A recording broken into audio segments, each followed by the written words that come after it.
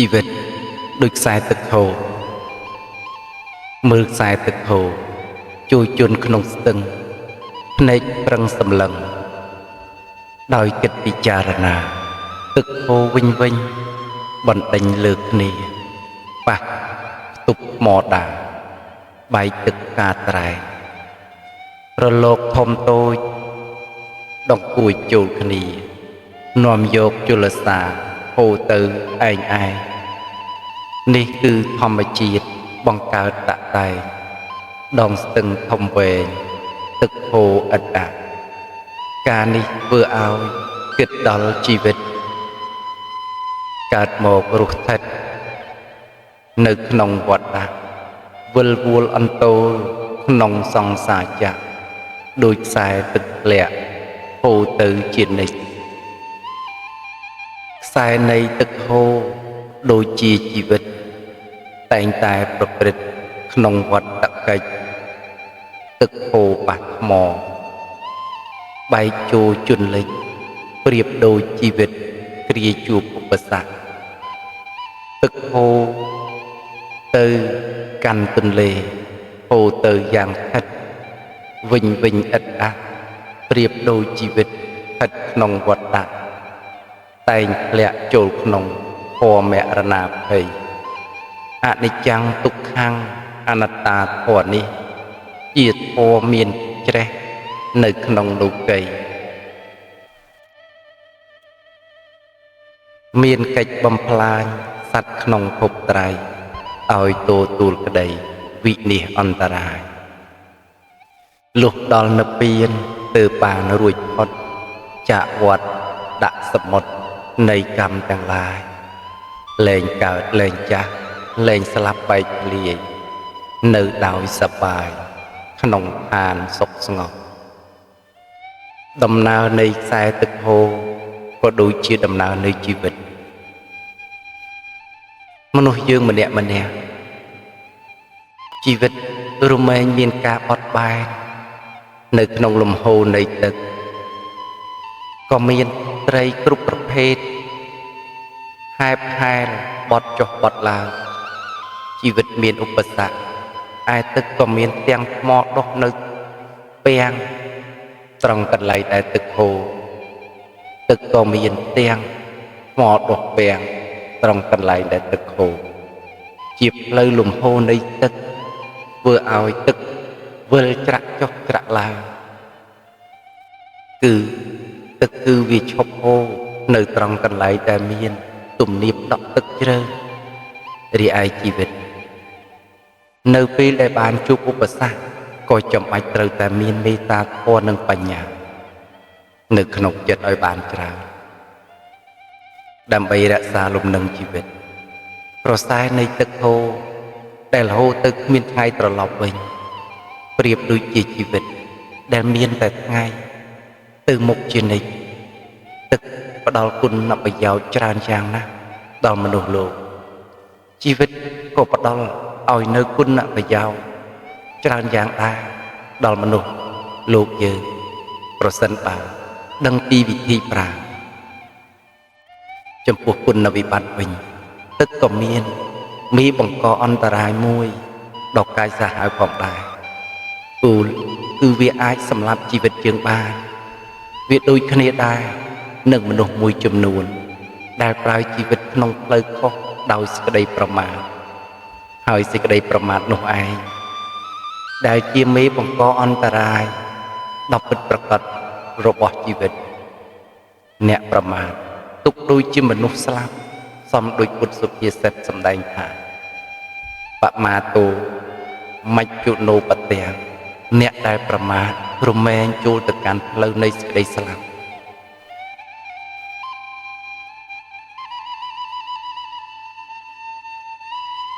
គ្រប់ជីវិតរស់នៅទាំងអស់អាចត្រូវបានបាត់បង់ទៅនៅប្រយោជន៍ឬត្រូវអន្តរាយត្រឹមតែមួយប្រព្រឹត្តភ្នែកតែប៉ុណ្ណោះប្រសិនបើនៅតែមានធម៌ប្រមាទនៅក្នុងសន្តានថ្ងៃនេះខ្ញុំបានផ្លាស់ប្ដូរទីកន្លែងពីជើងភ្នំម្ខាងទៅកាន់ទីកន្លែងមួយទៀតជាកន្លែងដែលមាន សម្រស់ធម្មជាតិមិនសូវជាចាញ់គ្នាប៉ុន្មានផងដែរទេខ្ញុំបានអែបទៅឈរនៅច្រាំងម្ខាងនៃមាត់ស្ទឹងនៅទីនោះសំរុំទៅដោយផ្ទាំងថ្មធំធំជាច្រើនក្នុងនោះមានដូចជាថ្មដាដែលជាថ្មប៉ះប្រប្រាស់ទឹកតម្រៀបគ្នាជាជួរនិងជាពិសេសព្រៃព្រឹក្សាដ៏ធំល្វឹងល្វើយដុះអមសងខាងនៃមាត់ស្ទឹងធ្វើឲ្យស្ទឹងคล้ายទៅជាស្ទឹងបៃតងបានឃើញកាលណាដួងចិត្តរំជើបរំជួលត្រេកត្រអាលទើបភ្លើនស្ទើរភ្លេចភ្លាំងស្មារតីខ្លួនខ្ញុំដូចត្រូវទេពមុនសំណំដួងចិត្តអញ្ចឹងខ្ញុំបានស្ដាប់សំឡេងទឹកហូរស្ដាប់សំឡេងបាក់សាបាក់សីស្រែកយំខ្ញៀវខ្ញានិងស្នូដង្កេចគ្នានៃស្លឹករុក្ខជាតិទាំងឡាយសែនពីរោះរំដំឯនៅលើវេហាវិញផ្ទៃមេឃក៏កំពុងតែបដូររស្មីតម្រូវទៅតាមពេលវេលានៃសាយនហសម័យខ្ញុំបានសម្លឹងមើលទៅអ្នកអ៊ំទូមួយគូដែលកំពុងបោលប្រណាំងប្រជែងគ្នាពេលខ្លះក៏អមពេលខ្លះក៏ឈប់ខ្ញុំសម្លឹងមើលទូកតូចមួយគូនេះធៀបគ្នាជាមួយនឹងស្ទឹងដ៏ធំសែនធំទឹកស្ទឹងមិនដែលធ្លាប់ឈប់ហូរសូម្បីតែមួយវិនាទីវាបានហូរអស់រយៈពេលជាច្រើនរយឆ្នាំណាស់មកហើយការនេះធ្វើឲ្យខ្ញុំអត់ទ្រាំ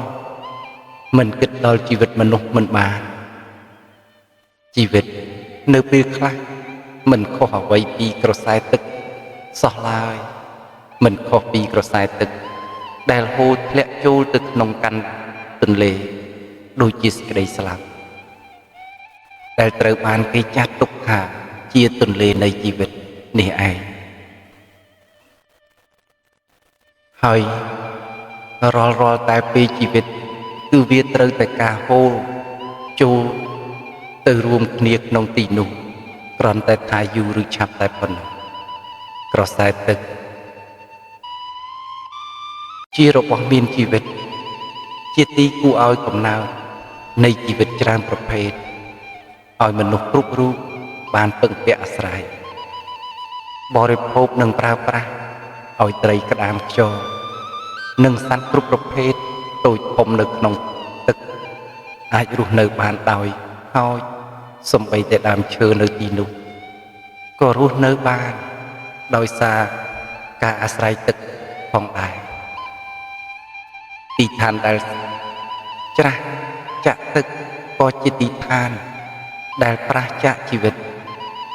បើមានទឹកល្អសម្រាប់អាស្រ័យជីវិតក៏សុខដុមសេមសានដូច្នេះខ្សែទឹកហូរបានប្រាប់យើងយ៉ាងច្បាស់ថានៅអធិធម៌ដ៏ពិតប្រាកដនៃពិភពលោកយើងនេះខ្ញុំបានចំណាយពេលដើរយ៉ាងយឺតតាមថ្មដែលដុះនៅតាមមាត់ស្ទឹងមាត់ទឹកដើរខ្លះវាខ្លះតោងខ្លះតាមផ្លូវដែលមានសភាពផ្សេងពីគ្នាទីបំផុតខ្ញុំក៏បានដើរទៅដល់កន្លែងមួយដែលមានផ្ទាំងថ្មធំឯបជាប់ទៅនឹងមាត់ជ្រៅហើយលយចូលទៅក្នុងស្ទឹងពាក់កណ្ដាលនៃស្ទឹងការនេះទើបធ្វើឲ្យខ្ញុំអាចមើលឃើញនៅដើមឈើធំទាំងឡាយបានយ៉ាងច្បាស់នឹងលំហូរនៃទឹកស្ទឹងដ៏វែងអន្លាយស្ទើរដាច់បន្ទុយភ្នែកនៅតាមមែកឈើទាំងឡាយដែលលយចូលមកខាងស្ទឹងមានលំអងទៅដោយផ្កាព្រួងព្រាតលាតសន្ធឹងអមទៅដោយក្លិនពីដោប្រអូបឈ្ងុយឈ្ងប់សពទិសទាំងឡាយទាំងពួងដើមខ្លះក៏មានបាក់សាបាក់សីទុំជ្រោកជាត្រនំ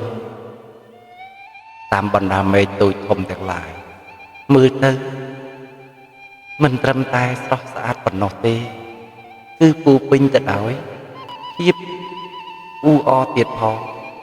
ភាពស្រស់ស្អាតទាំងអស់នេះគឺវាបានបង្កើតឲ្យមាននៅសេចក្តីសុខដ៏ក្រៃលែងជាសេចក្តីសុខដែលកើតអំពីសន្តិភាពនៃធម្មជាតិ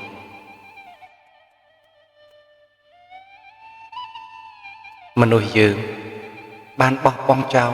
នៅធម្មជាតិហើយព្យាយាមលើកតម្កើងនៅខ្លួនឯងមិនត្រឹមតែបោះបង់ប៉ុណ្ណោះទេថែមទាំងកាប់បំផ្លាញចោលនៅធម្មជាតិទៀតផងដូចជាភ្នំត្រូវคล้ายទៅជាទីវាលទីដីរាបស្មើហើយឯព្រៃក៏ត្រូវคล้ายទៅជាវាលហល់ហេវរោគសម្បីត្រឹមតែជំរកសម្រាប់ជ្រកលុបបន្តិចបន្តួចពុំបានទាំងអស់នេះគឺដើម្បីត្រឹមតែបំពេញសេចក្តីស្រេកឃ្លានរបស់ខ្លួនតែប៉ុណ្ណោះហើយនៅទីបំផុតធម្មជាតិក៏ចាប់ផ្ដើមដាក់ទោសមនុស្សវិញពូលគឺព្រៃអស់ភ្នំត្រូវរលាយធម្មជាតិទាំងអស់ត្រូវខ្សែសូន្យសង្ខារបណ្ដាលឲ្យកើតទៅជាទឹកជំនន់ធំធំឯអាកាសក៏ក្តៅហួតហែងខ្យល់ព្យុះបក់បោកខ្លាំងខ្លាំងជាញឹកញាប់ម្ដងហើយម្ដងទៀតគ្មានស្រាកស្រានតែគួរអនិច្ចាដែរទេមើលចុះសំបីតែមេឃក៏មិនហ៊ានបង្អុលភ្លៀងចុះមកដែរព្រោះខ្លាចចំពោះទង្វើដ៏អាក្រក់របស់មនុស្សធ្វើចំពោះខ្លួនយើងសង្កេតឃើញដីចាប់ផ្ដើមប្រេះបែកប្រហែលឯភាពរាំងស្ងួតក៏ចេះតែប្រកបឡើងហើយភពផែនដីទាំងមូលក៏ចាប់ផ្ដើមក្តៅទៅជាលំដាប់ដំណាក់កាលគ្នានេះដែរក៏មានមនុស្សមួយចំនួនចាប់ផ្ដើមអនុវត្តតាមផ្លូវព្រះធម៌ដោយការរស់នៅតាមសម្រស់ធម្មជាតិពូលគឺចាប់ផ្ដើមឲ្យតម្លៃធម្មជាតិឡើងវិញតែគួរឲ្យអនិច្ចាតើមានមនុស្សប៉ុន្មាននាក់ទៅណោះដែលអាចយល់បានដល់ត្រង់ចំណុចនេះខ្ញុំសូមអនុមោទនាត្រេកអរចំពោះម្រាមដៃរបស់សាធុជនទាំងឡាយណាដែលបានលូកចាប់យកនៅកូនឈើតូចមកដាំបណ្ដុះខ្ញុំសូមឲ្យយើងខ្ញុំទាំងអស់គ្នាខំប្រឹងប្រែងជួយគ្នាឡើងមេត្តាកុំបណ្ដោយឲ្យភពផែនដីនេះស្រែកទ្រហោយំឡើងឥឡូវនេះព្រះសូរិយាទន្ទេជ្រេទៀបណាស់ទៅហើយរស្មីដ៏ស្រាលស្រទន់បានជះទៅត្រូវមកខាងនៃដើមរុក្ខជាតិទាំងឡាយទុកឱកាសឲ្យខ្ញុំបានចូលទៅអង្គុយនៅខាងក្រោមនៃម្លប់ឈើនោះខ្ញុំអង្គុយដោយស្ងៀមស្ងាត់តែម្នាក់ឯងហើយសម្លឹងមើលទៅមកខាងនៃស្ទឹងនៅក្នុងស្ទឹងមានទូកចម្លងជាច្រើនកំពុងដឹកអ្នកដំណើរឆ្លងពីត្រើយអាយទៅកាន់ត្រើយនីការនេះធ្វើឲ្យខ្ញុំគិតប្រៀបធៀបថាស្ទឹងមានជ្រះឯជីវិតក៏ចាំបាច់ត្រូវតែមានទិសដៅដ៏ពិតប្រាកដមួយមាគ៌ានៃជីវិតក៏មិនខុសអ្វីពីទូកដែលអ្នកកំពុងអុំឆ្លង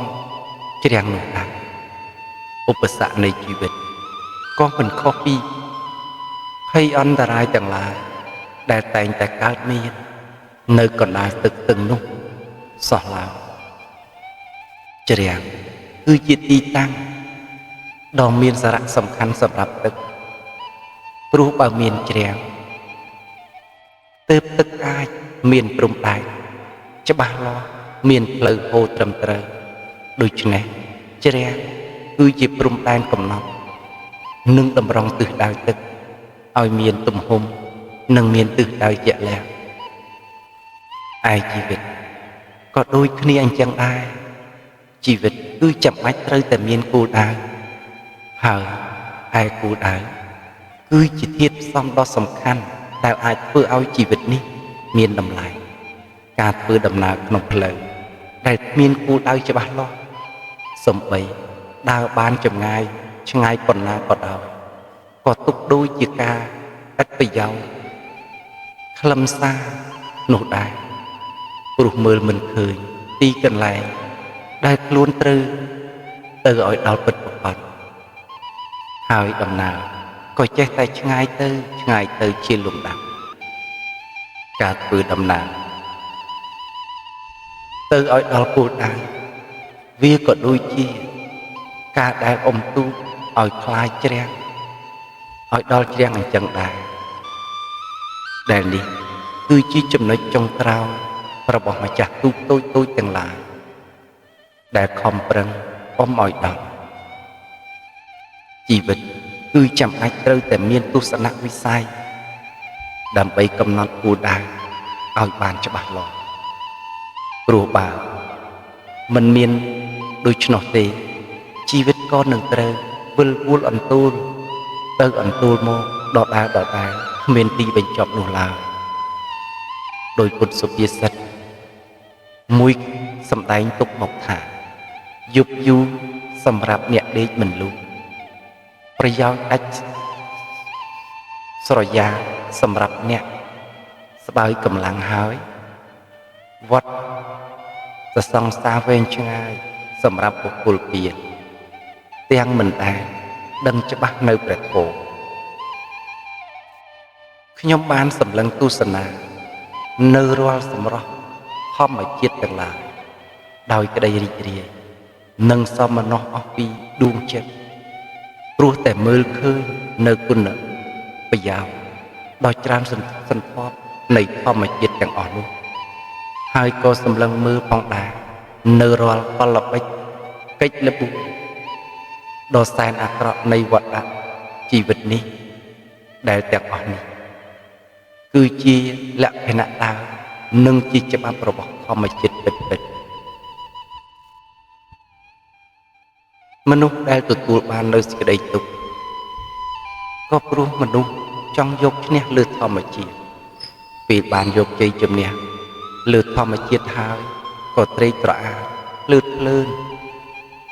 តែគេបែរជាភ្លេចគិតថា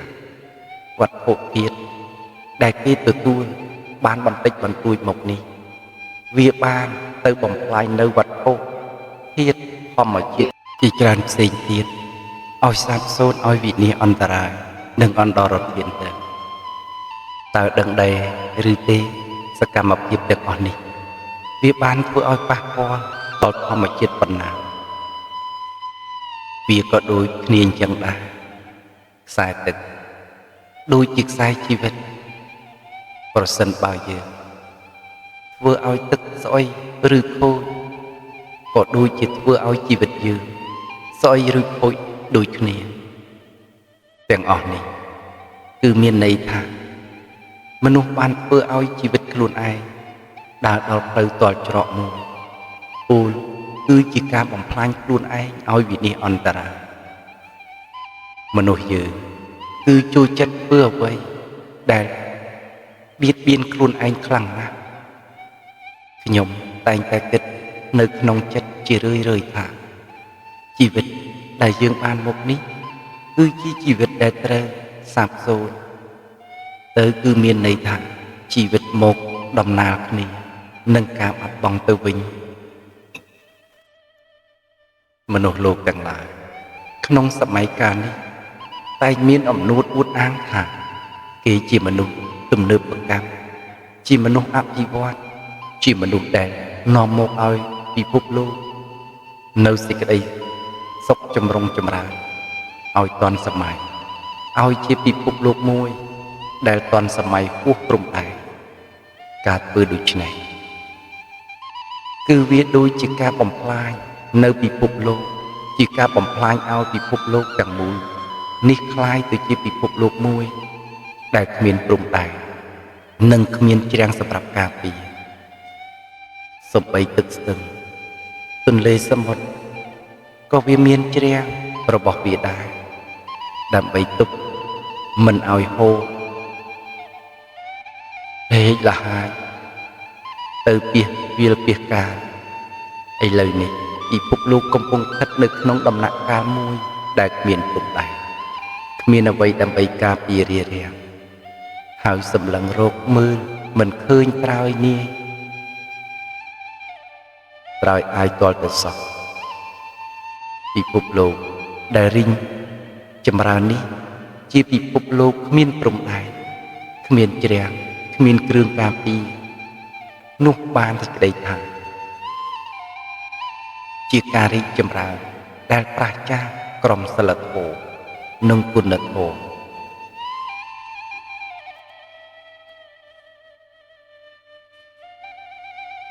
ខ្ញុំបានដើរត្រឡប់ទៅកាន់កន្លែងស្នាក់នៅឯជើងភ្នំវិញដោយទឹកចិត្តសមនស្សស្រស់បំព្រងរងថ្លាសស្អាតបរិសុទ្ធឥតសៅមកទោះណាជាមានរឿងហេតុជាច្រើនត្រូវគិតជាមួយនឹងជីវិតនេះក៏ដោយព្រោះខ្ញុំបានគិតដោយសេចក្តីសុខស្ងប់និងពិចារណាឃើញដល់សារៈប្រយោជន៍នៃធនធានធម្មជាតិដែលជាគ្រូដ៏ចម្បងនិងដ៏ធំបំផុត